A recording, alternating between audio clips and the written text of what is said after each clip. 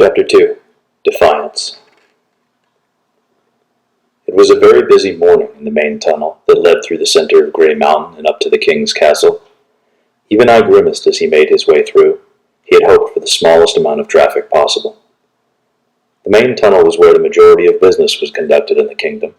It was about 50 yards wide with an arched ceiling that stood 30 feet high. Painted along the ceiling were artful depictions of key events in the history of the bears.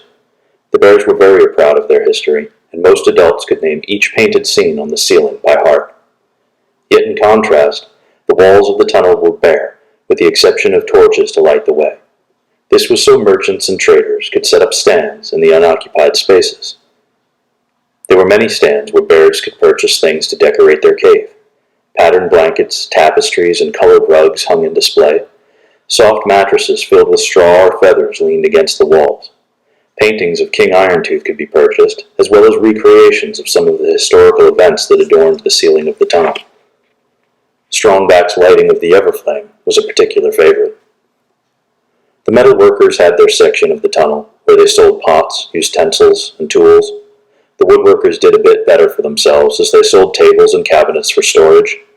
Some bears had wooden doors that fitted the entrance to their caves, though most found doors to be rude and antisocial. The woodworkers were also artistic, and their carvings were very well liked. It was currently popular to purchase a family carving. Even I had looked into it for himself and Goldenheart, but he thought it might seem empty without the addition of a cub. There were also stands that sold items for leisure activities. Just last week, even I had purchased a John Ball. He and Whiteclaw were very good at the game, and at least once per week played with other bears in the kingdom. John Ball was a simple enough sport, the goal being to move the John Ball into an opponent's territory by any means necessary. The bears played in teams of 5, and the team who had crossed into their opponent's territory the most during a full hour of play was the victor. The John Ball even I had purchased was a dark brown leather ball with a stone inside for added weight. The John Balls used now were less barbaric than what the game's inventors used many years back. The story was that a man was out hunting bear, and rightly so in the bear's eyes, was killed by his prey. The bears who killed the man then played a game with his head as the ball. Having seen that property of John Hoyle III was written upon the man's trousers, it was decided the game would be called John Ball. To make it popular for the masses, as most bears did not enjoy playing with corpses, the ball was redesigned. The main tunnel was also where the bears purchased their food: breads, cheeses, fruits, vegetables, meat, and certainly fish. Fish was a favorite of the bears, and in the tunnel all kinds could be found. They sold salmon, mackerel, bass, trout, cod, halibut, tuna, swordfish, catfish, herring, pickerel, chub, carp, smelt, grouper, flounder, perch, haddock, sardines, tilapia, and even candied anchovies for the cubs. This section of the tunnel was always the busiest, and no bear ever passed through without a watering mouth. Even I tried to make his way through the tunnel as inconspicuously as possible. He carried the boy in a sack that hung around his neck, just as the fish had been carried the night before. The boy never made a sound. He was remarkably well behaved. It struck even I as odd. Yet he didn't dare open the sack while in the tunnel, as he knew what pandemonium would ensue. Even I supposed he was lucky the boy's behavior helped him stay unnoticed. However, as he passed Hawksfoot, the old salmon merchant, his luck ran out. "Even I," Hawksfoot called out. "Hey, let's see your catch." Even I moved quickly toward the old bear. The sooner he could get to Hawksfoot, the sooner the bear would stop drawing attention with his yelling. Hawksfoot had gray fur and wide, staring eyes. He had been a celebrated fisher in his day, but had long since lost the necessary reflexes. It had not made him bitter, though. Instead, Hawksfoot had turned to selling fish, which he seemed to love just as much. He was always in a friendly mood, and always eager to see Even Eye's catch. "Even Eye, what have you brought me this morning? Night fishing again? I'll bet you've got a big catch to sell me today, don't you?" Hawksfoot ogled the fish sack with expectant eyes. He always made a great profit from Even Eye's catches. Even I tried to be casual, but his words came hurried and awkward. "No, nothing today, Hawk. Just passing through. Sorry." "You all right?" Hawksfoot asked, narrowing his eyes. "Oh, me? Fine," Even I chuckled. Just up late night fishing, you know. So you do have fish. Let me see 'em. Hawksfoot stepped forward and reached for the sack. No, Even I shouted. I can't. They're not for sale. I'm on my way to see the king. I should have known, Hawksfoot said, smiling. I always said you were the smartest bear I know. You've got yourself a prize catch there, and you're off to offer it up to the king. You're a keen one, Even I. Real sharp. Well, you figured me out, Even I said with a laugh, visibly relieved. Go ahead and run on, so those fish stay fresh, Hawksfoot urged. Go on. Even I nodded at the old bear and made his way onward. He had been so nervous talking to Hawksfoot that he was surprised his legs still worked. As he walked through the main tunnel, the boy inside of the sack continued to behave remarkably well. Only once did he stir, and that was as Even I passed the sweet treats merchant. The smell of baked goods had obviously reached the boy through the sack. Be still, little one, Even I whispered. I promise I'll get you something when we return. It was a little-known fact outside of the bear kingdom, but bears loved baked goods. Pies, cookies, cakes, they loved everything sweet. Even I's personal favorites were brownies. He loved them almost as much as fish. In fact, brownies were one of the things that had made him fall in love with Goldenheart. She made the best brownies he had ever tasted. They made him feel like he was floating on air. He had nicknamed them Goldenheart's Magical Brownies. Once Even I had finally moved past the crowd of the main tunnel, he heaved a sigh of relief. He allowed himself to think he was in the clear until he heard a strong ahem from behind. Even I stopped, and Whiteclaw circled in front of him. Don't do this, Whiteclaw whispered. I'll help you come up with a better solution. Do not show that child to the king. It will be fine, Even I said. I will make him understand. And what if he does not? Whiteclaw asked. He will, Even I assured his friend. What if you're wrong? Whiteclaw pressed. He will order you to return that child, and what then? Will you sacrifice everything you have worked for? Your reputation? Your wife's reputation? Everything? For that boy? Please, Whiteclaw, you must trust me, Even I said, and stared unwavering. Whiteclaw lowered his gaze and sighed. If this is something you must do, Whiteclaw said, then at least it will not be done alone. You're a good friend, Even I said, smiling, and you won't regret this. The bears turned and marched toward the castle. As it came into view, Even I could hear Whiteclaw swallow hard. I have a plan, Whiteclaw, Even I said. Care to share it? Whiteclaw asked. You'll just have to trust me, Even I said. Whiteclaw shook his head and smirked. The tunnel opened to the sky just in front of the castle that rose from the mountain's peak like a giant flower opening to the sun. The castle's walls were arranged like the petals of a flower, great stone petals that were disjointed yet seamless. They came tighter and tighter until they met the lone tower that rose from the middle of the castle like the flower's stigma. Atop that tower, the Everflame burned in all its glory. The elder bears had worked tirelessly to carve the king's castle directly from the peak of the mountain. It was the single greatest achievement in the history of the bears, and each of them regarded the castle and its flame as sacred. Even I and Whiteclaw approached the guard at the castle's door and told them they had business in the king's court. The guard recognized them as advisors, and they were admitted without question. The double door opened and revealed polished stone so smooth it looked wet, sparkling with natural light from the windows. Life-size sculptures of the previous kings lined the walls down the hall. There were 33 in total, beginning with the first king of the bears, King Longbranch, and ending with King Bluestar, Irontooth's predecessor. A sculpture was only commissioned after a king's rule had ended. The bears made their way to the courtroom and stood in line, just outside. There were only 2 groups before them with cases to present to the king. A guard stood at the entrance to the court and informed each party when it was their turn to enter. Almost half an hour passed when the bears directly before Even I and Whiteclaw were admitted. Afterward, the guard returned and stared at the friends in confusion. You can go right in, the guard said. You know you two don't have to wait in the case line. We do, Even I said. We have a case to be judged by the king today. Come on now, the guard said. You're pulling a goof on me. You can't expect me to believe the two of you are at odds with each other. No, we just have something to be presented to the king, Whiteclaw explained.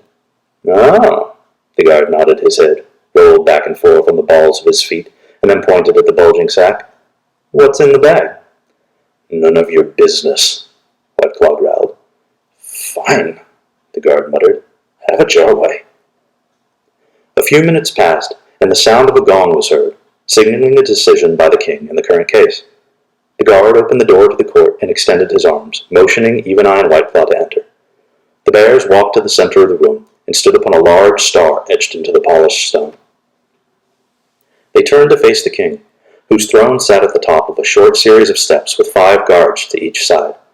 It was intimidating to Even-Eye, as this was the first time he found himself the focus in such a large room.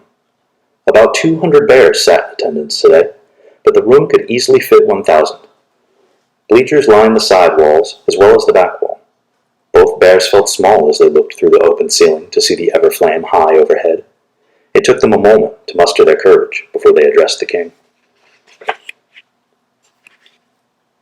Your Majesty, they each said, and bowed before King Irontooth. What are you two doing? The king asked. I'm in no mood for pranks. Murmurs from the crowd washed over the 2 bears like a wave. Silence! The king called. Then he nodded at Even-Eye and Whiteclaw so they might speak. Your Majesty, Even-Eye began, this is no joke. I am here today to tell you of the events that befell Whiteclaw and I last night. Whiteclaw is here as my witness. I would ask that you hear my story, and afterward I will present you with a plan I have to bring further prosperity to our future. Will you hear me, O king? Of course I will hear you, Even-Eye, Irontooth said. You are one of my most trusted advisors. I would be a fool to ignore that which you feel you must say. But first, and now the king pointed directly at the sack in front of Even-Eye, I need to know what is moving in that bag. Every bear in the courtroom shifted their attention to the sack at Even-Eye's feet. It was obvious something was trying to push its way out. As you wish. Even-Eye opened the sack, and out crawled the smiling little boy. The crowd erupted in surprise. Silence! I demand silence! King Irontooth yelled. The crowd hushed, and the king looked down over Even-Eye and the child at his feet. You had better explain yourself, Irontooth said, and you had better do it quickly. Yes, sire. Even-Eye related the events of the previous night just like he had earlier to his wife. Oohs and ahs came from the crowd as he told of the battle with the wolves, but the audience did not seem as impressed with Even-Eye as he spoke of his decision to bring the child back to the mountain. Even-Eye could see that if he stopped speaking, he may never get a chance to explain his plan, so as his account of the night finished, he kept talking. So, my king, this is what I propose, Even-Eye continued. This child is obviously unwanted by the humans, therefore there is no danger of them attempting to reclaim him. I propose we keep him on the mountain and raise him as a member of our society. The murmurs of the crowd got louder, but Even-Eye ignored them. Once the boy becomes an adult, he can be an ambassador of peace between us and the humans. When the humans see how we have taken care of one of their own, they will not fear us any longer. We can begin a new era of cooperation between our 2 societies. Together, bears and humans could reach goals we never dreamed possible. I beg of you, O king, trust in my judgment. An era of peace between bears and humans would be a great ease to our need for security. We would be able to open trade to lengths we never thought possible. Without humans fearing us, we may also be able to spread the kingdom of bears further than ever before. I'm sure there would be many benefits I've not even considered. The possibilities are endless. I understand what I ask is radical in nature, but I know, in your wisdom, you will see the truth of my words. The king did not need to call for silence again. The crowd was too shocked to make noise. Everyone waited breathlessly for King Irontooth to speak. What say you, Whiteclaw? The king asked. Do you stand in agreement with Even-Eye? Whiteclaw paused before he spoke, but when he did his words rang clear. I do, good king. Even-Eye has always had keen judgment. It has never led me astray. Warmth rose in Even-Eye as his friend's kind words. He now looked up at the king with confidence. However, King Irontooth frowned, and Even-Eye's spirit quickly cooled. Even-Eye, the king said, we all know why you were given such a name. Your good ethics and morals have always given authority to your decisions, even when you were a cub. You have always advised me with the best interest of the kingdom at heart. You have done your name proud. However, I fear you have brought a mark against it today." Confidence and feeling alike now left Eveneye's body. He was in a nightmare he could not escape, and he remained motionless as the king continued. "Bringing this child here was a mistake," Irontooth said. "It is not the responsibility of bears to rear a child discarded by humans. Did you even consider why the humans might seek to rid themselves of this boy? He could be evil. Look at him. Even now he has no fear of us. It seems unnatural to me. And to your plan for future prosperity, I ask what is wrong with the prosperity our kingdom sees on this day? We are doing just fine without the aid of humans. Bah! Humans. Humans who have made war with one another and have hunted us for game. Why would we become allies with such despicable creatures? This boy that sits in front of us would probably kill us once he came of age. No, Eveneye, I put no stock in humans." "But sire," Eveneye pleaded, "it is my belief that a human raised through the wisdom of our elders will be very unlike the humans we know now. It would be better, more like us. It would—" "Enough, Eveneye," Irontooth said. "Don't try to convince me further. I have made my final decision. You and Whiteclaw will return this child to the nearest village immediately, and we will speak of this no more." Suddenly, a fire shot through Eveneye he had never felt. He forgot where he was and whom he spoke to. He knew only one thing. He was right, and no one would take this child away from him. "The child stays with me," Eveneye uttered through gritted teeth.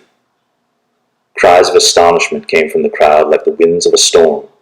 Eveneye could hear Whiteclaw curse behind him. "Silence!" the king roared. The crowd hushed, and Whiteclaw gathered the child up. He didn't know what made him do it.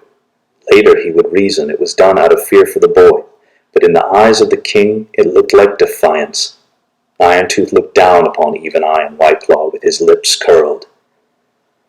"You two listen to me, and you listen well," Irontooth growled. "If you do not obey my orders immediately, I will have you removed from your positions and branded as traitors. You will be banished from this kingdom, never to lay eyes upon the Everflame again. No bear will help you, let alone look at you. Do you understand me?" The fire intensified inside of Eveneye. He could not allow the child to be sent back to the humans. How could this king he had followed be so heartless, so unfeeling? He began to see King Irontooth in a new light, and it sickened him. This king did not deserve his service. This king deserved his wrath, and he unleashed it upon him. "Oh, I understand, good king," Eveneye said with sarcasm. "I understand well. You would forfeit the life of this helpless boy rather than use your brain to allow rational thought. You admire your people in tradition and complacence rather than see them grow through foresight and innovation. You would allow fear and ignorance to prevent the hope of a better day. You are a coward." Eveneye stood on his hind legs and roared as loudly as he ever had in his life.